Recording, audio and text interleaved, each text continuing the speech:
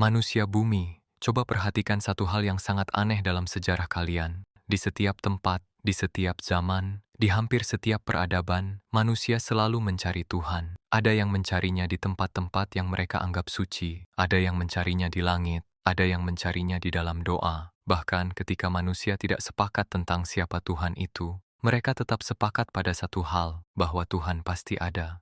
Ribuan tahun sebelum ilmu pengetahuan modern muncul, manusia sudah berbicara tentang keberadaan Tuhan. Peradaban kuno membangun kuil-kuil besar. Mereka mengukir simbol langit di batu. Mereka mengangkat tangan ke langit malam dan bertanya tentang sesuatu yang lebih besar dari diri mereka. Pertanyaannya bukan sekadar tentang hidup, tetapi tentang sumber kehidupan. Bahkan ketika manusia mencoba meninggalkan gagasan tentang Tuhan, sesuatu di dalam dirinya tetap merasa kosong. Sebagian manusia berkata, Tuhan tidak ada. Namun anehnya, setelah mengatakan itu, mereka tetap bertanya tentang makna hidup. Mereka tetap bertanya tentang tujuan keberadaan. Mereka tetap bertanya mengapa alam semesta ini ada. Pertanyaan-pertanyaan itu sebenarnya mengarah ke satu titik yang sama, sumber dari segala sesuatu. Coba bayangkan sesuatu, seekor ikan yang hidup di laut, tidak pernah bertanya tentang air, karena air adalah lingkungan yang selalu mengelilinginya. Seekor burung tidak pernah bertanya tentang udara, karena udara adalah sesuatu yang selalu ia rasakan. Namun manusia berbeda. Manusia justru bertanya tentang sesuatu yang tidak terlihat, sesuatu yang tidak bisa disentuh, namun terasa sangat dekat. Mengapa itu terjadi? Karena di dalam diri manusia, ada satu kemampuan yang tidak dimiliki makhluk lain, kesadaran. Manusia tidak hanya hidup, manusia menyadari bahwa ia hidup, ia menyadari dirinya ada, ia menyadari bahwa suatu hari ia akan mati. Dan dari kesadaran itu, muncul satu pertanyaan besar, jika aku ada, lalu dari mana aku berasal? Ketika manusia melihat langit malam, ia melihat sesuatu yang sangat luas, bintang-bintang yang tak terhitung, galaksi yang tak terbayangkan. Dan di tengah semua itu, manusia menyadari satu hal, ia sangat kecil, namun anehnya, pikiran manusia mampu memikirkan sesuatu yang lebih besar dari alam semesta. Ia mampu memikirkan pencipta alam semesta. Coba renungkan ini, jika manusia hanya sekadar hasil dari proses alam yang acak, mengapa manusia memiliki keinginan untuk mencari makna? Mengapa manusia tidak cukup hanya dengan makan, tidur, dan bertahan hidup? Mengapa ia terus bertanya tentang tujuan hidup? Mengapa ia merasa ada sesuatu yang harus ditemukan, seolah-olah ada sebuah jawaban yang tersembunyi di balik realitas? Dalam tradisi Islam, pencarian ini bukanlah kebetulan. Di dalam Al-Quran disebutkan bahwa manusia diciptakan dengan sebuah fitrah, sebuah kecenderungan alami, kecenderungan untuk mengenal Tuhannya. Itulah sebabnya, bahkan ketika manusia tersesat jauh dari spiritualitas, ia tetap memiliki dorongan untuk kembali mencari sesuatu yang lebih tinggi dari dirinya. Sepanjang sejarah, para nabi datang membawa pesan yang sama, bahwa pencarian manusia itu bukan ilusi, bahwa pertanyaan tentang Tuhan bukanlah kesalahan, bahwa rasa ingin tahu tentang pencipta alam semesta memang ada karena manusia diciptakan untuk mengenalnya. Mungkin itulah sebabnya manusia selalu mencari Tuhan, karena jauh di dalam dirinya, ia merasa bahwa keberadaan ini bukan kebetulan, bahwa kehidupan bukan sekadar peristiwa acak, bahwa alam semesta bukan sekadar kumpulan materi. Ada sesuatu yang lebih besar dari semua ini, sesuatu yang menjadi sumber dari seluruh keberadaan.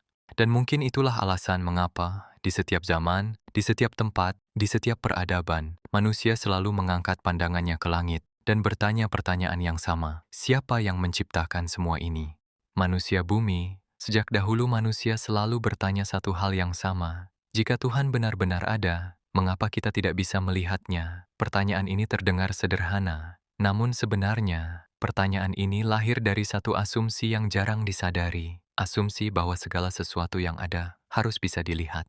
Coba kalian perhatikan dunia di sekitar kalian. Manusia melihat dengan mata, namun mata kalian tidak benar-benar melihat semuanya. Mata hanya bisa melihat cahaya. Lebih tepatnya, mata hanya bisa menangkap sebagian kecil dari spektrum cahaya. Di luar itu, ada begitu banyak hal yang sebenarnya ada, tetapi tidak terlihat. Gelombang radio ada, sinyal Wi-Fi ada, medan magnet ada. Namun kalian tidak pernah melihatnya secara langsung. Kalian hanya melihat dampaknya.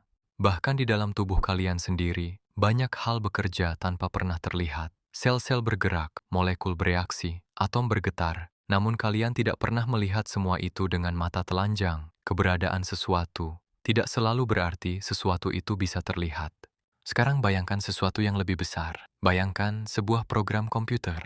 Karakter di dalam sebuah game bisa melihat dunia virtual di sekelilingnya. Mereka bisa melihat bangunan, mereka bisa melihat langit digital, namun mereka tidak pernah melihat server yang menjalankan seluruh permainan, karena server itu berada di tingkatan realitas yang berbeda. Alam semesta kalian juga memiliki hukum yang sangat presisi. Gravitasi bekerja dengan konsisten, cahaya bergerak dengan kecepatan tetap, atom tersusun dengan struktur yang stabil. Semua ini seperti sebuah sistem yang sangat rapi. Namun sebuah sistem biasanya tidak menjelaskan dirinya sendiri. Ia menunjuk pada sesuatu yang lebih dalam, sesuatu yang menjadi sumber dari sistem itu.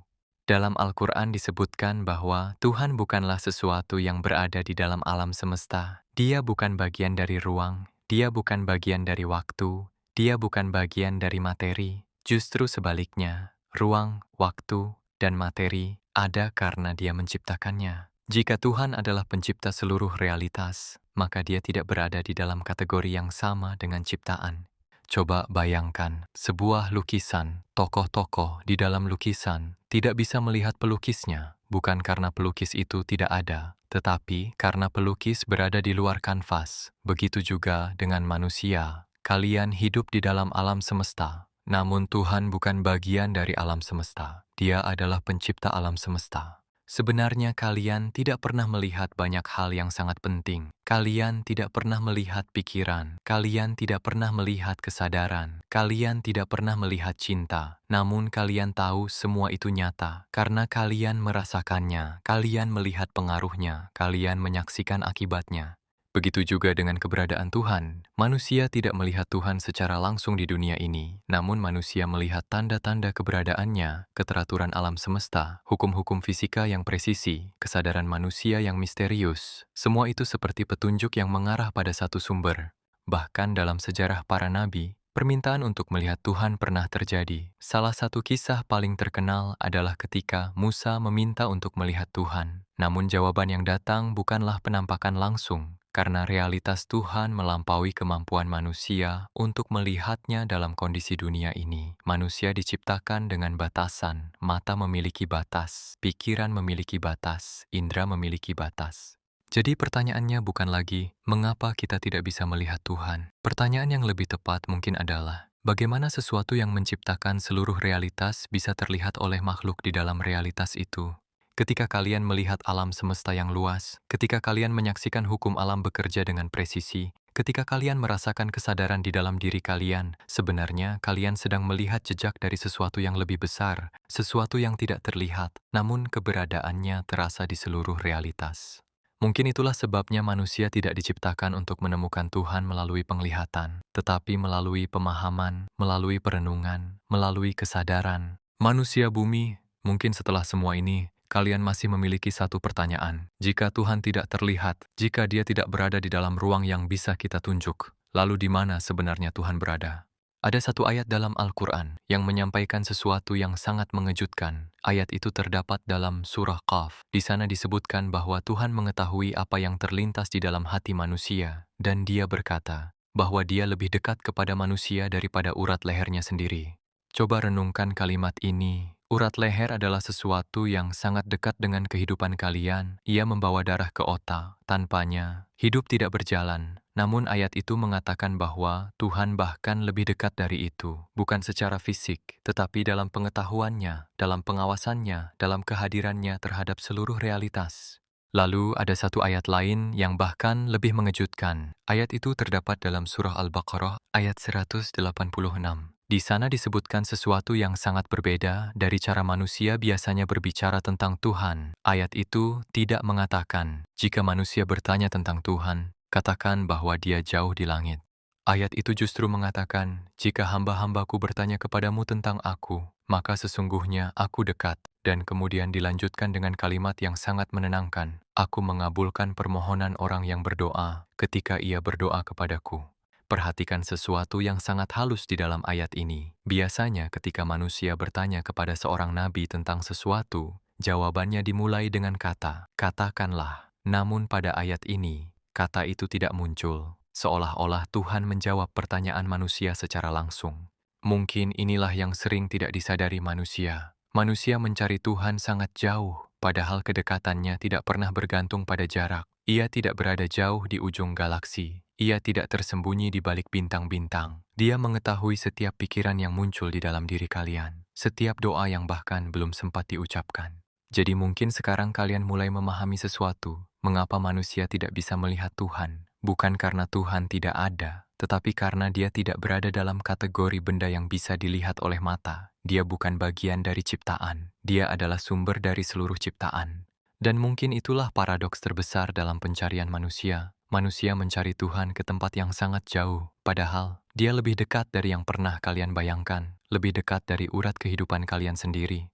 Manusia bumi, setelah semua pencarian panjang manusia, setelah semua pertanyaan tentang langit, tentang galaksi, tentang asal mula alam semesta, mungkin akhirnya manusia mulai menyadari sesuatu, bahwa pertanyaan tentang Tuhan bukanlah pertanyaan tentang jarak, tetapi tentang kesadaran. Jadi mungkin pada akhirnya, pencarian manusia bukanlah perjalanan menuju tempat tertentu, tetapi perjalanan menuju pemahaman, menuju kesadaran bahwa di balik seluruh realitas, di balik seluruh hukum alam, di balik seluruh kehidupan, ada satu sumber keberadaan, satu realitas yang tidak terbatas oleh ruang dan waktu, tidak dapat disamakan dengan apapun. Dan mungkin suatu hari nanti, ketika tirai dunia ini tersingkap, ketika batas-batas yang sekarang menghalangi penglihatan kalian tidak lagi ada, kalian akan menyadari sesuatu yang sangat sederhana, bahwa Tuhan yang selama ini kalian cari sebenarnya tidak pernah jauh. Dia selalu dekat, sangat dekat, tanpa jarak.